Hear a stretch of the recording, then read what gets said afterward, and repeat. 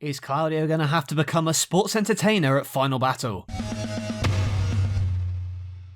Hello everyone, it's NLW Figs here, back again with another video. Today, I'm predicting ROH Final Battle this Saturday night, and it's a stacked card, you know, to be fair. You've got the likes of Chris Jericho, Samoa Joe, FTR versus the Briscoes and more. It could be a sleeper hit for a pretty solid pay-per-view, but before I get into my review and my predictions, let me know your thoughts on the card in the comments below and leave your predictions in the comments below. Also like the video and subscribe to NLW Figs for more wrestling figure content, but let's just get straight into the action and we'll start off with a championship match. Let's start off with the ROH World TV title match. It's Samoa Joe versus Juice Robinson. Now Juice Robinson, I think he is just signed for AEW, I believe. I've been a big fan of Juice Robinson in his New Japan days when he was fighting for the US heavyweight title. His matches against John Moxley were fantastic, and other matches as well that he's had have been very fun.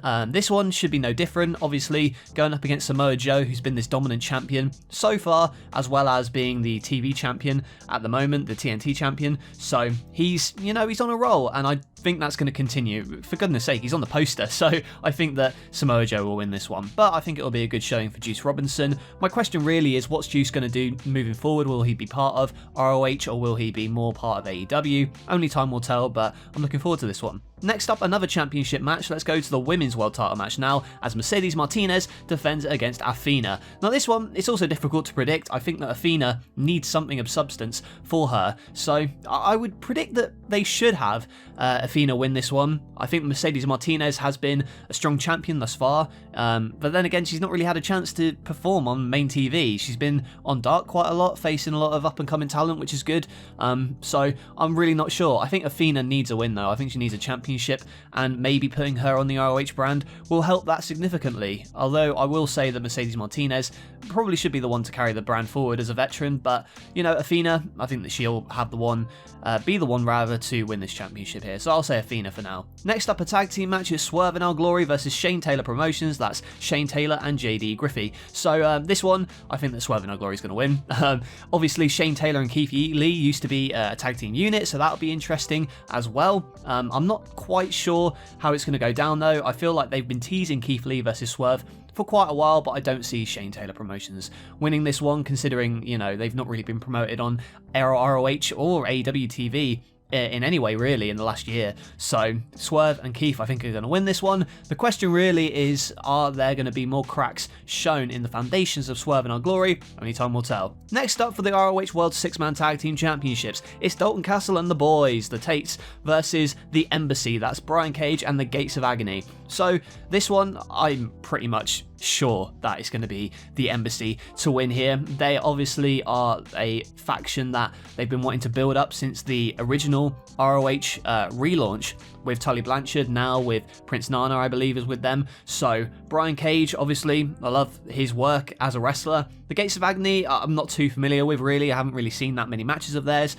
I did see their match at the last pay-per-view they did, Death Before Dishonor. So I think Dalton Castle and the boys, yeah, they're going to lose this one.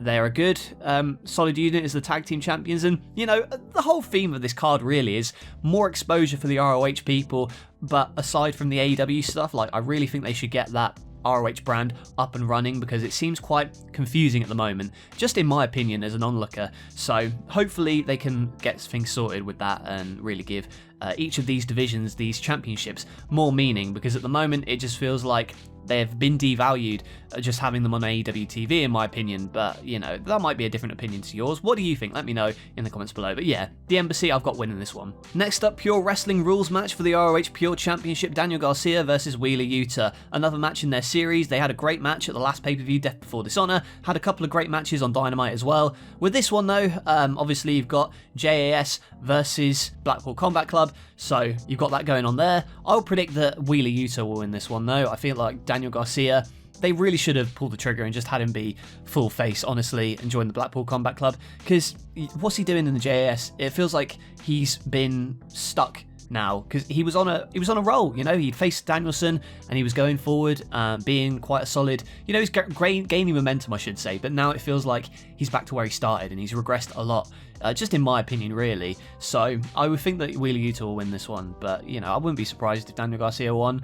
It just makes me sad how they've kind of squandered his push. You know, he was improving on the mic as they went along, and just being stuck back in the JAS.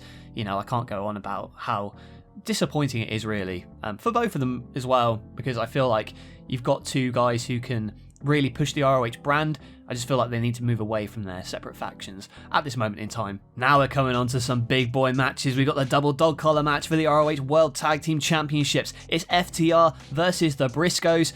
Feud of the year, possibly. Like, they've had several match of the year candidates already this year, what with Supercard of Honor and their match at Death Before Dishonor, which is definitely in my top 10 matches of this year. You should definitely watch it if you haven't already.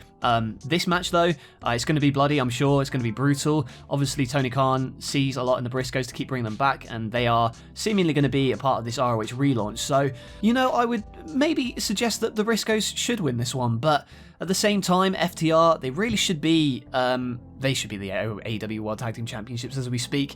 At the moment, they are really just floundered in AEW, in my opinion, really. They should be holding all the championships. That's just my opinion, really. I think they should have beaten the Acclaimed, no doubt about it. They should be the AEW Tag Team Champions. This one, I think they're going to win. I think their reigns as respective champions has a lot left in the tank, really, a lot left to give, especially in New Japan, where they've only had like a couple of matches, a handful here and there, and AAA as well. So I'll think that FTR will win this one, but I don't know whether they'll want the Briscoes to lose to FTR 3 times in a row. That's just, you know, but I'll predict that FTR will win. The question now is, where do the Briscoes go from here, and FTR, because this ROH Tag Team division, it's solely based on the Briscoes and FTR, so what you do from here is anybody's guess, really, but I'm sure it's going to be a banger of a match nonetheless. And finally, the main event for the ROH World Championship. If Claudio loses, he will have to join the JAS. So it's Chris Jericho defending the ROH Championship against Claudio Castagnoli. Again, they had a pretty decent match at the last show. What was it? The Grand Slam for Dynamite. That's it. So this one, main event, given more time, hopefully it'll be a banger of a match. Obviously, Claudio can go in the ring, and Chris Jericho performs in big match situations. I'm torn on this one. I feel like they can end a massive ROH pay-per-view with Claudio as the world champion finally regaining it. But again, I think there's stuff left for Jericho to do as ROH champion, especially if they want to build up this new TV deal that they want to hype up and have this new series with Chris Jericho as the champion. Maybe Claudio isn't the one to beat Jericho. I personally think that Daniel Garcia should be the one to beat Chris Jericho, but maybe that ship has sailed. Regardless, I would predict that Jericho will win this one. I just don't see Claudio winning it, you know. Obviously, I think that him joining the JAS sounds like an interesting idea. I think it would put more life into that storyline because it has gotten stale as of late. I think Claudio joining them would be an interesting twist, especially now that the Blackpool Combat Club is seemingly no more, with William Regal going. So yeah, I think that Jericho winning would be the right move. I think that there's someone else that can dethrone Jericho, and that person I think should be Daniel Garcia, or at least Wheeler Yuta. You know, one of those two I think could really benefit from beating Jericho here. Not to say that Claudio wouldn't benefit, I just feel like he's done his time as ROH champion, and I think that would be a fun storyline, you know. I'd love to see Claudio messing it up with the sports entertainers. I think it could be quite an interesting development there. And then maybe you plant seeds between Garcia and Claudio. Claudio turns heel and Garcia turns face. You know, it's just a lot more possibilities there, I think, with Jericho winning. So I'll predict Jericho. So those are my thoughts on ROH Final Battle, but what are your predictions? Let me know in the comments below. Be sure to like the video and subscribe to NLW Figs for more wrestling figure content. Remember, daily videos in the month of December in the lead up to Christmas. I've done well so far, and there's going to be more videos coming. Just you wait. So that's it from me. Thanks for watching, and I'll catch you guys later.